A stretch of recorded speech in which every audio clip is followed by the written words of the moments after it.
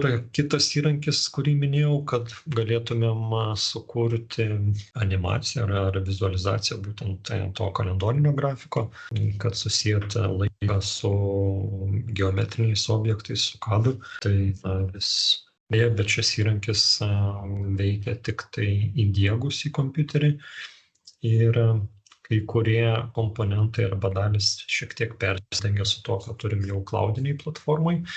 Ir aš tikiu, kad ateityje praktiškai visas funkcionalumas, kuris yra šiame įrankyje, bus perkeltas į būtent Construction Cloud platformą, bet šiai dienai kai kurie komponentai dar nėra perkelti. Ir jeigu pasižiūrėsime tą Navisworks Manager, tai galime atlikti control schedules and cost using 4D and 5D simulation.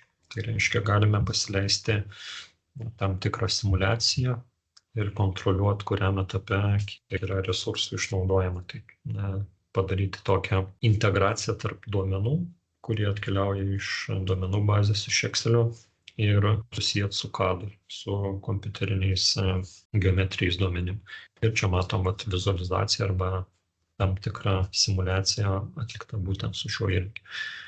Tai būtent šiame darbe aš ir norėčiau, kad pabandytumėt atlikti analogišką simulaciją, pasitelkiant būtent supaprastintą projektą, kurį įkelsiu jūsų platformą ir galėsit atlikti tą 4D, 5D simulaciją.